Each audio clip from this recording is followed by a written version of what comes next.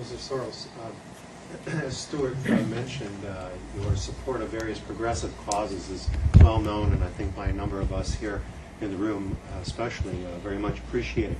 You mentioned global warming a few minutes ago, and I'm wondering if you had ever applied your reflexivity theory in the area of business and the environment. For instance, would you presume that or assume that our species, including the businesses that we've created, should develop a different kind of reflexive type relationship with the natural environment, especially when it comes to crises like global warming? Well, you know, I've become sort of converted to global warming relatively recently, and certainly alcohol had a lot to do with that. I mean, he really is a very good teacher in that respect. It really requires, I think, I mean, there is a school of thought that business will take care of it, actually. I was in Davos listening to a presentation from various people who said, well, you know, it's a problem that markets can actually solve. I think it's a very dangerous delusion. British Petroleum, which happens to be one of the most enlightened companies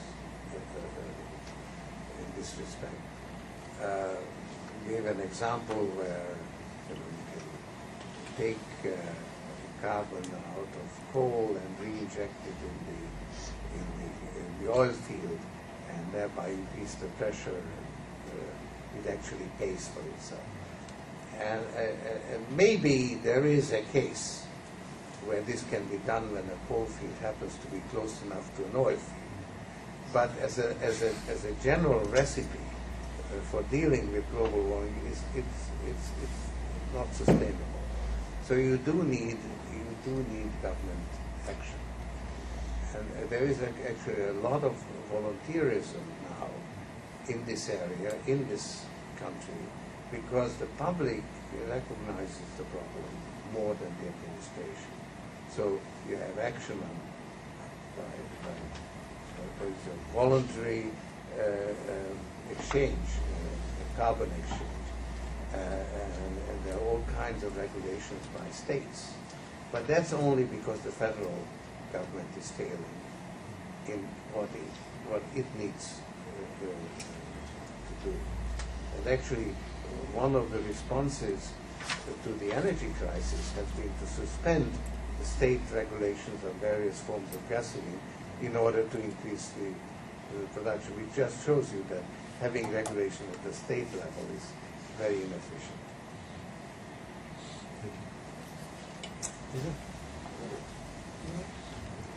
I'm just back from a meeting in Europe on global ethics. I wish you'd been there. It would have been interesting. And one of the things that came up, of course, was the destabilizing effects of ideologies, including the US anti-terrorist ideology. So I'm at a disadvantage in that all I've been able to read is this one little paper. I wish I'd been able to read the whole thing. Which one is that? And the publication of yours, you maybe didn't know about. Yes. I did. That's very impressive. In any case, it struck me, I was very excited by it. It struck me that you are thinking along lines that some of us have been trying to think. Here we have a program in what we call the human sciences, which is distinct from the social sciences and distinct from the humanities. And I could go on about that a long time, but I won't for the moment. I just want to come back to something you said earlier on about the fact that you knew and were influenced by Popper to some extent. Because one of the things that seemed to me always to be doubtful about Popper was his introduction of what he called World 3, the domain of objective knowledge. And it struck me that what you're doing really is contend. I mean, I think we would agree here, but I'm not sure. We might contend ourselves with what he called World 1 and 2. There's the natural world, and there's the world of put it briefly, mine, but what individuals think, and what individual agents think, and the degree of their knowledge and the degree of their imagination, which is where the reflexivity comes in. So I wonder if you have nothing to say about it, that's fine. But what did you think of Popper's tendency to objectify what one might call human entities in World 3? Yeah, it's very interesting that you should bring that up, because that's where I lost him. Oh, good. No, I really did. And actually, I really, when it came to World 3, I thought he,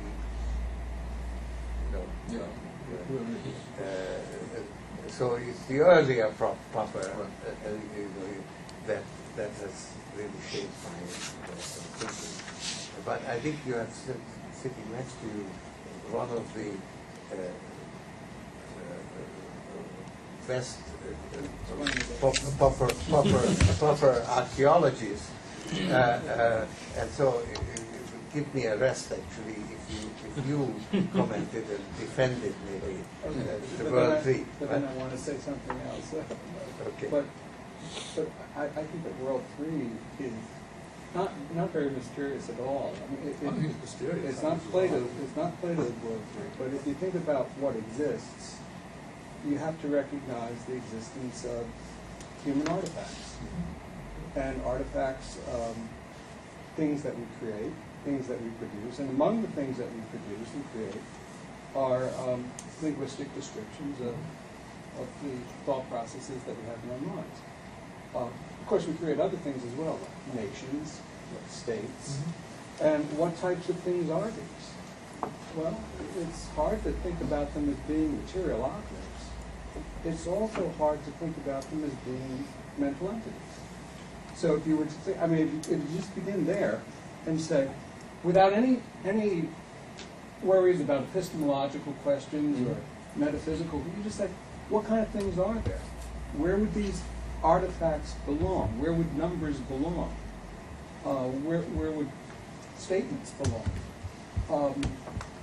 They seem to have an autonomy once they're produced that we don't quite associate with mental entities, World 2 objects, but nor do they seem to be obviously material.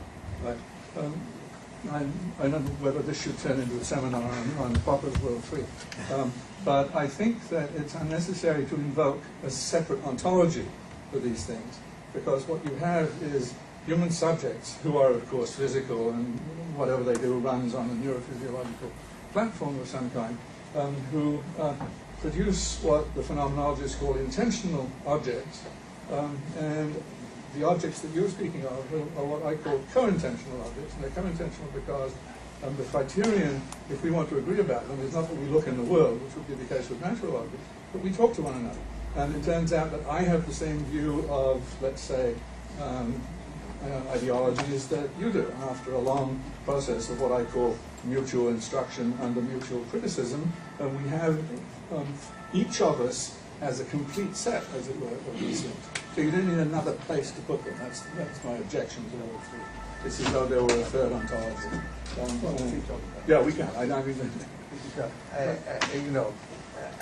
The reason I parted company with Popper, because according to my view of reflexivity, I don't distinguish between World 1 and World 2. I mean, to me, there's a two-way connection between them that really ties them pretty closely together. So that's why I didn't see any need for a World 3 in order to have a clear separation between World 1 and World 2, when in reality there is no separation. So that's why I parted company with Now we have three different meetings. I encountered tremendous problems in trying to describe what I had in mind talking about reflexivity.